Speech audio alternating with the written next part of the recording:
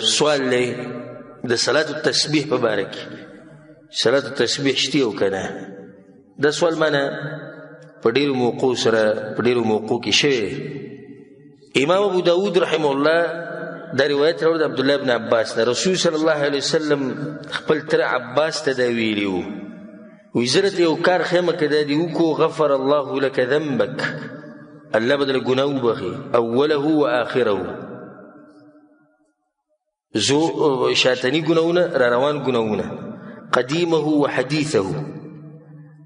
نوی ګناه زړه ګناه خطأه و عمده که په خطا سره شوی ده که عمدن ده نه شوی ده صغیره و کبیره غټه ګناه وړه ګناه سره و علانیته که ښکاره ده او که پټه ده خو دا کار چې وکړي دا ګناهونه به ته بخلی کړي هغه څه دی چې ته به 4 رکعته مونځ وکړې او په هر رکعت کې به سوره فاتحه وي او سورت به وي نو کله چې ته د قرت نه فارغه شوې په اولني رکعت کې رکوع له بلاني ترې نو سبحان الله والحمد لله ولا اله الا الله والله اکبر دا به څو پیرې ووې 15 پیرې بیا به رکوع له لاړ شي په رکوع کې به 10 پیرې ووې بیا به د رکوع نه راپاسې بیا به 10 پیرې ووې بیا به سجدې له لاړ شي بیا به 10 پیرې ووې بیا به د سجدې نه راپاسې بیا به 10 پیرې ووې بیا به سجدې له لاړ شي بیا به 10 پیرې ووې بیا به د سجدې نه راپاسې دویم رکعت تر پاسېدو نه مخکې په ناسته به د 10 پیرې ووې بیا به دویم رکعت ته پاسې نو په یو رکعت کې دا شو 75 څو شو 15 پیرې شو 75 دا په هر رکعت کې به دي چې په دې 4 رکعتونو کې به ادا کې دې ته وایي صلات التسبیح رسول صلی الله علیه وسلم په ورځ کې کولی شي روزانه یو کوئ که روزانه نه کوي نو په هفته کې یو پیر کوه که په هفته کې یو پیر نشي کولی په میاشت کې یو پیر کوه او که په میاشت کې نشي کولی نو په کال کې یو پیر کوه که په کال کې نشي کولی نو په جون کې یو پیر کوه دغه شان روایت امام ترمذی رحمه الله هم راوړی د ابو رافع روایت امام احمد بن حنبل رحمه الله ته چا د صلات التسبیح خبره وکړه وی زمانه دی خوښ اکس ورته وی لیس فيها شيء صحیح په دې کې څه صحیح حدیثونه نشته وی د لاسونه دي چې وویل لکه سړی چې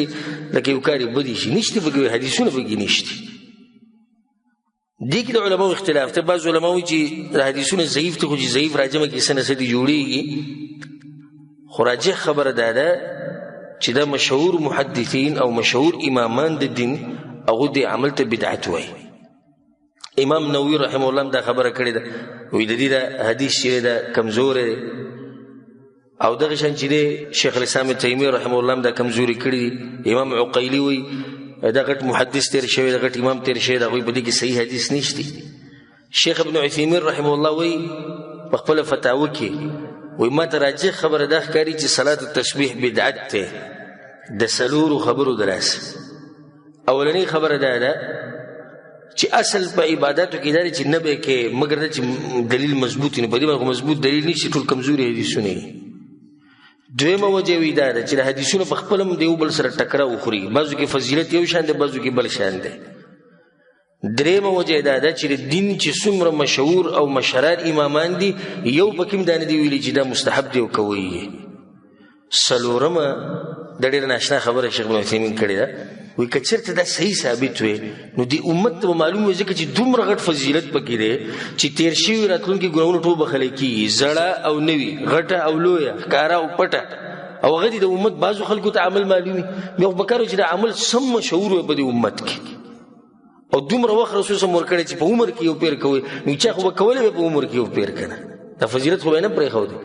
نو دلیل دی په دې باندې چې دا حدیثونه کمزوري دي نو صحیح خبره ده والعلم عند الله چې صلات التسبیح مبارک چې څومره حدیثونه راغلي هغه څه دي هغه کمزوري دي سندن نو دا مونځ کول بدعت دی دا د رسول صلی الله علیه وسلم نه دی ثابت والله اعلم